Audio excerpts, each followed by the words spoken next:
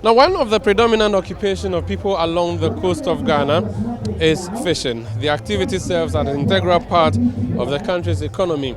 In the following report, Citi News Ni Aikwe Okan throws the spotlight on the experience and life of a 66-year-old fisherman by name Peter Kofi at Jamestown in Accra.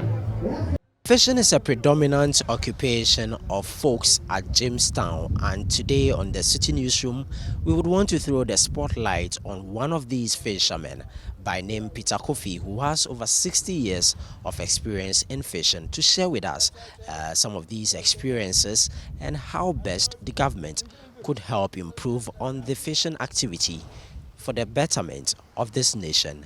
I started even fishing, I can say, around 10 years time, because at that time my father was having canoe. So from school, I went to stay with my father's members.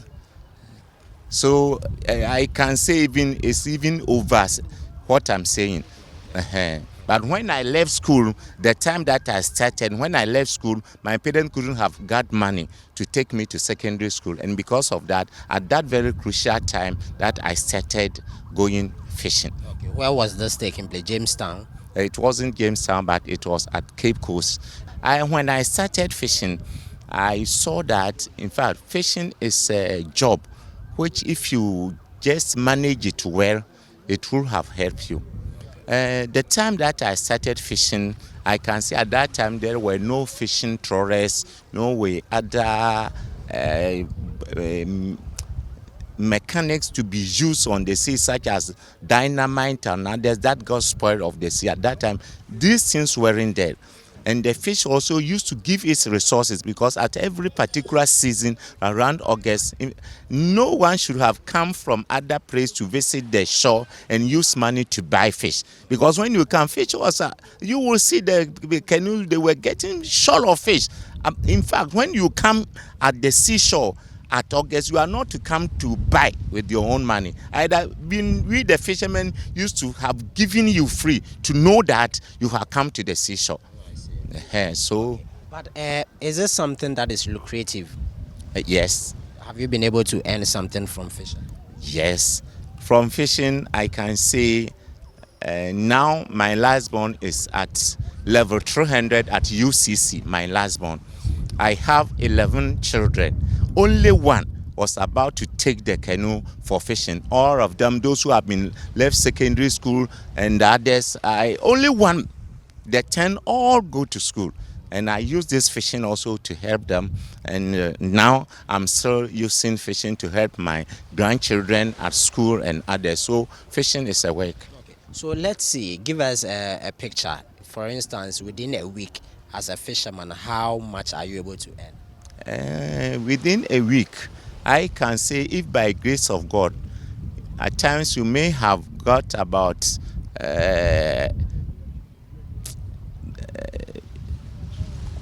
10,000 in some time. Sometime also you may get nothing. Sometime also a week you may get about 200. That is 20 Ghana a week. At time also around 1 week you can get about let's say when the closing season, when it is open, the first week, by grace of God, some people got about 5,000, others get about 10,000, some get about 100 million old 100 million plus.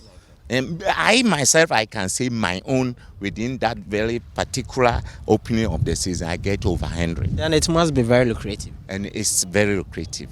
In fact, You have your own canoe. I have my own canoe. My canoe is over there. Okay. I thank you, Jesus. Okay. I have raided myself contained with my children where we live. And now, even if you see on my phone, you will see that I've started a new project. And by grace of God, I'm moving on. Yes. Take your preparations towards fishing. Take us through on a regular day when you are going to fishing. What are the things you do, and then how do you get to the sea and back? Yes. When we are going to sea, we know if you are going to spend for about 2 or 3 days, we have to take ice block and put it in a case. But if you are going to come, the only thing that we used to do to have our outboard have our fuel then we buy food for sea, then we buy some pure water for sea. This is only what we used to go if we are going to camp. And what if you are not going to camp? How many days are you able to spend on the sea sometimes? If we are to spend about 3 days on the sea, we have to go with ice block so that the fishes that we catch, we ice them. We put ice block on them not to get spoiled. So we spend for about, when we throw nets today, the little that we have we put in, then we put block on it. Then the other day we put, then the third day we used to camp. Even if we go today and by grace of God we have enough, then we return.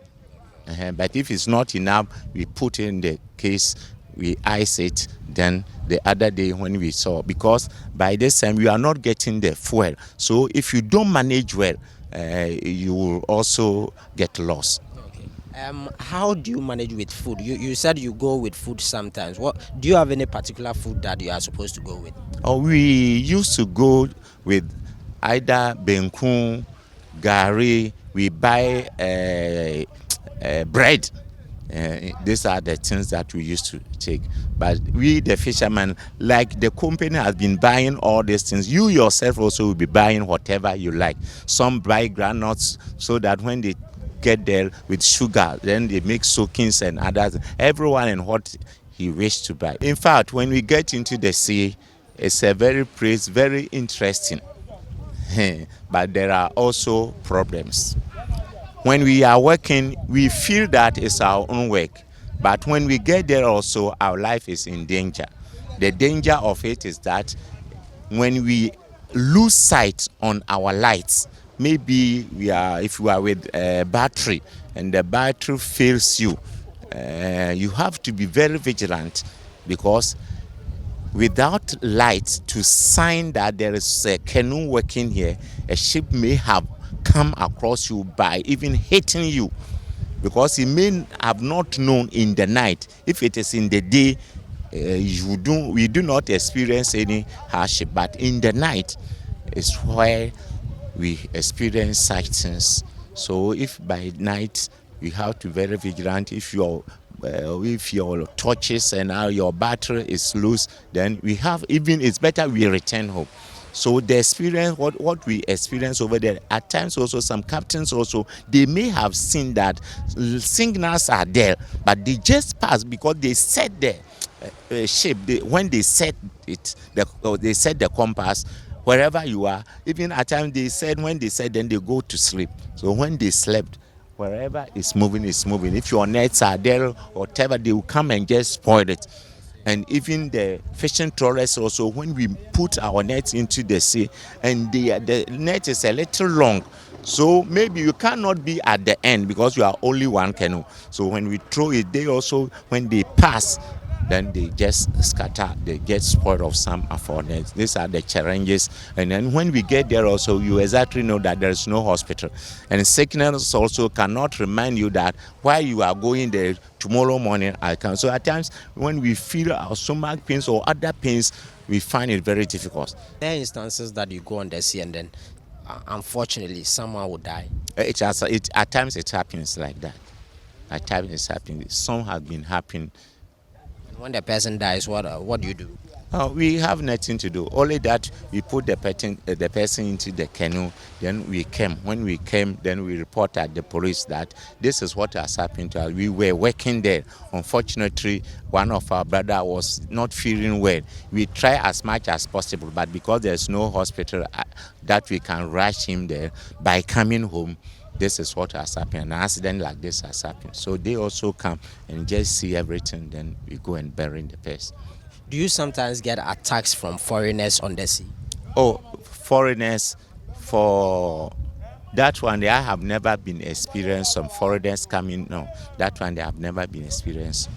But at times we saw some foreign boats just passing, but to come and harm us, I have never been experienced some.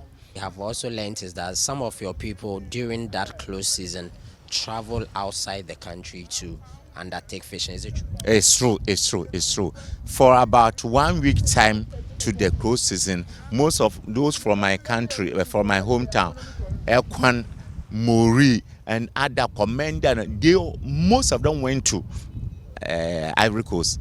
And those here also, some of them also went to Togo and Benin. It was about 3 days time that some of them have been coming to work with us. But per your interaction with them, have they said that is it lucrative?